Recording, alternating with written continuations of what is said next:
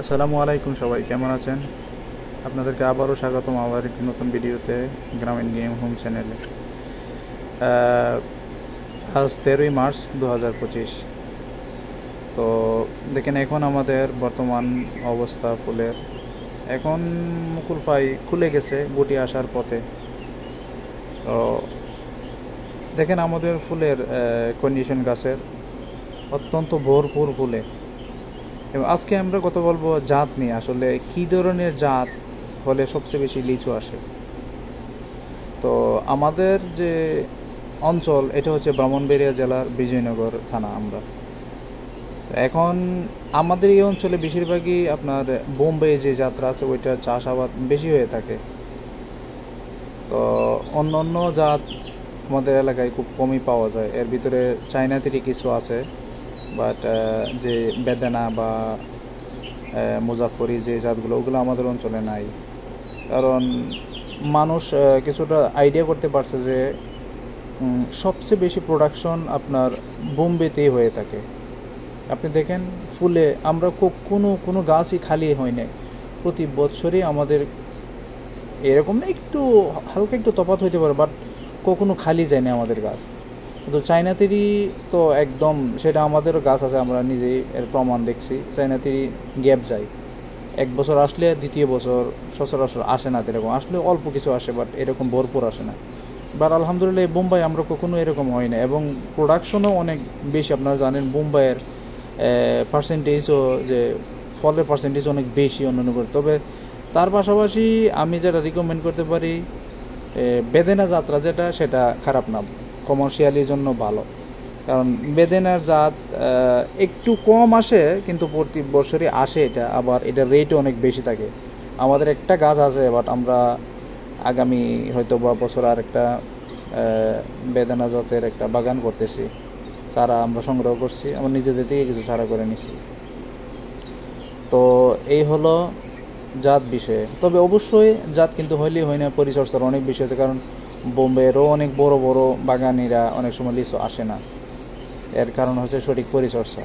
তো আমরা আলহামদুলিল্লাহ দীর্ঘ সময় ধরে লিচুর পিছনে বিভিন্ন নিজেদের ছোটোখাটো গবেষণার কারণে অনেক কিছু বুঝতে পারছি যে কী করলে বা কীভাবে ফলন বাড়ানো যায় বা ফলন ঠিক রাখা যায়। তো এর ভিতরে বিশেষ কারণ হচ্ছে, দেখেন গাছের দূরত্বর একটা বেশি আছে। আপনারা যারা বাগান তৈরি করবেন, অনেক বাগান আমি দেখছি যে অত্যন্ত ঘনত্ব গাছ লাগানোর কারণে আপনার গাছের সাথে গাছ লেগে যায় কয়েক বছরের ভিতরে, তখন আর কিন্তু আপনারা ওই বাগানে ফল পাবেন না। এবং গাছের উচ্চতা দিকে খেয়াল রাখবেন, অতিরিক্ত হাইট হতে দিয়েন না। দেখেন আমাদের প্রত্যেকটা গাছ মাটিতে লেগে আছে, এতে সমস্যা নাই। তো আপনি মাটিতে ঝুলে থাকলে কোনো সমস্যা হয় না।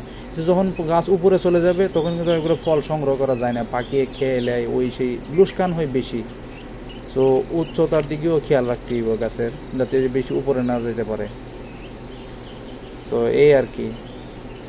আর গাছের গোড়ায় তো আমি আগের ভিডিওতে বললাম যে আপনারা সারা বছরই কিন্তু কোনো ধরনের কীটনাশক বা কোনো জৈব সেই সার প্রয়োগ করবেন না। সারা বছর জোর দেওয়ার দরকার নেই, শুধু এককালীন গাছের পরিচর্যা করবেন, সেটা হচ্ছে ফল সংগ্রহের পর। এবং বাকি যে পরিচর্যা, আপনি বছরব্যাপী কীটনাশক স্প্রে করতে পারেন নতুন পাতা গজাইলে গাছে, তখন বিভিন্ন পোকায় ওই পাতাগুলো কাইটা ফেলায়। ওই সময়টাতে খুব খেয়াল রাখা লাগে যাতে পাতাগুলো নষ্ট না করতে পারে, সেটা হচ্ছে একটা বিষয়। আর বাকি যে পরিচর্যা, গোড়ায় সার টার, এগুলো শুধু একবার দিবেন, শুধু বছরে একবার, এবং একইবার ভালোভাবে দিয়ে দিবেন। বাকি সেজন্য পানির প্রয়োজন পড়লে, লিচু গাছে তেমন প্রয়োজন পড়ে না, শুধু ফল আসলেই দেওয়া লাগে। তো এই আর কি। আমাদের এখানে তেমন বেশি না, আমাদের এখানে 30টার মতো গাছ আছে বাগানে, বাট সবগুলাতেই মুকুল আসছে, একটা গাছও খালি যায় না। শুধু দুই একটা গাছ হয়তো একটু কম আসছে, বাট খালি যায়নি কোনোটাই।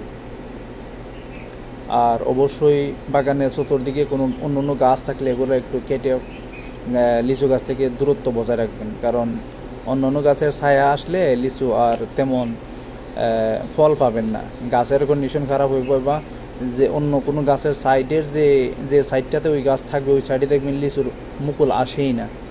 এবং ছায়াযুক্ত জায়গায় কিন্তু লিচু হয় না, যত রৌদ্র তত লিচু। এবং আমাদেরও এরকম, আমাদের এই বাগানেরও কিছু এরকম আমরা দেখি, যেদিকে রৌদ্র ভালো ফলনও ভালো, যেদিকে ছায়া এদিকে আমরা ফলনও তেমন ভালো পাই না বা লিচুর সাইজও তেমন ভালো হয় না।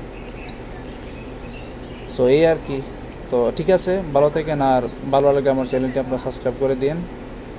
তো পাশে থেকে বেল আইকনটি বাজিয়ে দেবেন, নেক্সট টাইম কোনো ভিডিও আসলে আপনারা সাথে সাথে দেখতে পারবেন। তো আমি আরও ধাপে ধাপে আপনাদের আমার লিচু বাগান বা আমাদের একটা নতুন একটা বাগান আছে আমার আম্মু টমেটোর কিছু আপডেট জানাবো। তো আর কি, পাশে থাকেন। আসসালামু আলাইকুম।